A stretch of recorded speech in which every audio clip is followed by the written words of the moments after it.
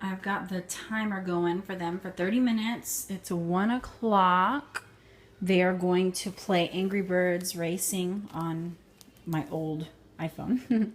And while we were out there for lunch, we read a poem and we looked at the Monet book and talked about some of the paintings in here. And I'm going to let them do that for 30 minutes while I switch the laundry and unload the dishwasher and see if there's anything else I can take care of while they're occupied. And then we're probably going to play outside a little longer, maybe till around 2:30 or so, and then I'll snuggle up and read Little House in the Big Woods, and maybe a couple of their library books. So as far as to this week goes, I feel like I've read everything that I am supposed to read, but I'm also going to be reading library books. And I read 2 chapters of the Island Story since we don't have Paddle to the Sea. So then next week, when I get Paddle to the Sea at the library, I'll read 2 chapters in that week.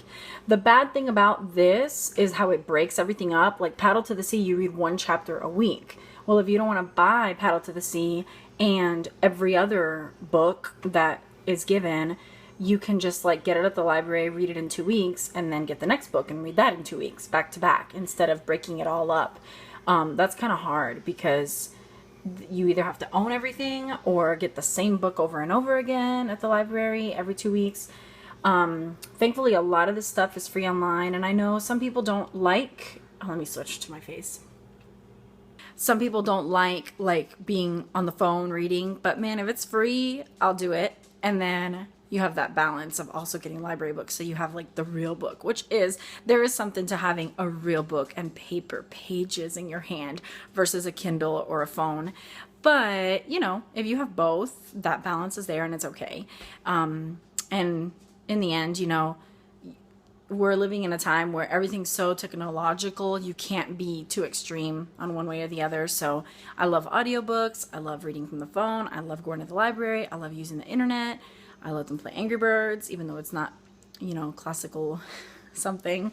So there's got to be some balance, and it's good, I think. You know, later they'll watch Wildcrats and learn some more about nature, and it's okay that it's like this animated 2 funny brothers saying bro every 2 minutes, you know? I think it's fine and great, and it'll keep them culturally, I don't know, like you want them to have some sort of cultural norm versus like we only do classical everything, you know, and we don't only listen to classical music. We listen to Christian music in the car, contemporary, we have church music at church, and then my husband's a drummer. There's rock playing in this house fairly frequently. We're Latin. We have salsa and merengue and bachata playing very frequently. So I think it's good to have like that balance and all that diversity going on. So, yeah. But what I love about this curriculum as well is that I have time to do my housework in between. It's not like this really engrossed, you know, but I feel like all day we've done school, and really the whole sit down, me 100% focused on what's going on was only like 40 minutes this morning. So it's pretty awesome. All right, done with switching the laundry and emptying out the dishwasher. I partially packed my husband's lunch for tomorrow, and I'm going to clean my shower. There are plenty of things that you could buy from Ambleside.com, the Charlotte Mason stuff, all the books, obviously. And then for each subject, there are tools and different resources that you could purchase. My approach is to invest as little as possible, just because a lot of this stuff you can just do on your own, you know. One of the things that I'm going to do on my own is the timeline. It's the geography or the history. And my plan is to make it a timeline from creation to now. And of course, incorporate world history in there, not just Christian history, biblical history. But there's so little. I mean, really just the biblical timeline is too much, you know? So I would probably let me see. I'm going to follow her schedule, like focusing on 55 BC to, maybe I'm not going to follow that.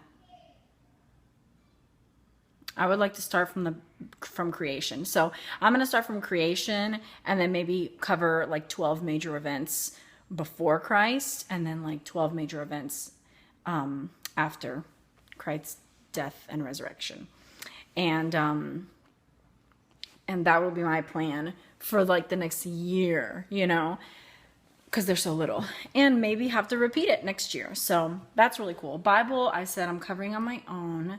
Geography, the stuff that they're supposed to know the first year, my kids already know, except the Great Lakes. So the shape of the earth, the directions, north, south, east, and west, the Great Lakes, that's cool. We can cover that. And then she talks about, like, if you read really thoroughly through the website, being able to know their way around their home or something like that. It's really interesting. I can't remember it perfectly. You should definitely check out amblesideonline.com.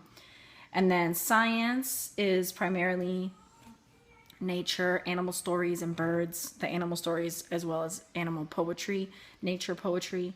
It's so cool. I just love the emphasis on that, because even though I don't know if I would want to live in the country because of all the work that comes with it, and then how challenging it is to get together with friends and how far away you are from everything. The things that I do love about the country are the things you're exposed to, the nature you're exposed to, being outside, having the freedom and the quiet to just be out there and run free. And I would love if my kids, like the older they get, can just like say, we're gonna sleep outside tonight, Mom, and me be like, okay, like how great would that be for them? But I feel like the cons for me and my family, what we think, how we feel, the cons outweigh the pros for us. But the pros are so wonderful. I definitely visit friends that live in the country as often as I can. And, I try to be as outdoorsy as possible living in the city. We'll go to some cool state parks and, spend the day out there. Yeah, I actually made a video once about Chickasaw Park, which was so great. And there's some other really good ones around here that we've gone to and really enjoyed. Language arts is simple copywork, oral narration, recitation, and phonics. We haven't really gotten to the recitation. We have some memory verses, but I'm going to try to work with my older son and even the younger one. I mean, they're so capable in reciting some poetry, maybe like 2 poems this semester. And then literature, long list. Spanish as their foreign language. Music and arts, composer, art picture studies, hymns and folk songs, drawing and handicrafts. I feel like all these things, just happen naturally, with the exception of like 3 or 4 that you have to like really focus on putting energy and time into when you're at home with your kids, especially if you stay at the house. These things just like happen as you live life together. And I keep on saying that, but I just can't emphasize how true that is, because before I was even like really trying to do the Charlotte Mason method, I was already doing this stuff. And I have no doubt that you guys are too, just teaching your kids as you go outside, you see a bird, you tell them, oh, look, that's a robin. Cool. They're learning about birds, first year covered. So it's just really cool in that way. I'm trying to get some links so that I can put on the description of the videos so that you guys can go see the free literature provided online. And I think I'm going to go ahead and wrap this up now. It's 1:30. The only thing left for school today is after they're done doing their... I still have to go scrub my tub. I just sprayed bleach on it. I'm going to go scrub it now. But after they're done, they have like 10 more minutes. I'm going to let him play outside some more. I already told you this. And then read a chapter of that book, Little House in the Big Woods. And then maybe like 2 or 3 of our library books now, like during that time, or maybe even later once Daddy gets home. I don't know. But that's really like the only like school stuff left. And we We've already drawn today. We've looked at art. We've listened to music. I may play some more music. I don't know. And they're probably going to want to watch a show, and I'm going to let them do that maybe while I'm making dinner or something. So the rest of the time is just free play and exploration, using your imagination. And it's so cool, like, when you teach your kids things, you hear them playing about the things they're learning. So that's really awesome. Oh yeah, and I wanted to say this, like, there's no like wrong or right way to do homeschool. I feel like everybody's going to have something that fits their life and their philosophy better. There's definitely other things than Charlotte Mason, other educational philosophies. My passion about the Charlotte Mason approach is that you're just teaching your children to love to learn and to love to read. And so when you are not their teacher anymore, they are going to have this love for knowledge and love for reading, that whatever they're interested in, they're going to be able to go and pursue that on their own, and they're going to know how to. They've been to the library their entire childhood. They've been reading their entire childhood. They've been exposed to such rich classical things. They're going to know, they're going to have great vocabulary, and they're going to know how to go and look for what they want to learn about. So it's like there's no limitation to what they can do. I didn't have this when I was a kid. I think that I had a very poor education, and any intelligence that I have is because of living life, learning as I lived at home, from my mom, from my grandparents, from my cousins, from my aunts and uncles, even from shows and TV and music. Like, you learn living life more than you learn sitting in a classroom for 8 hours. I mean, seriously, do you remember what you learned, in 11th grade language arts? I mean, I don't. There's a few things that really stick out in my memory that I loved about school. I'll just use high school as an example.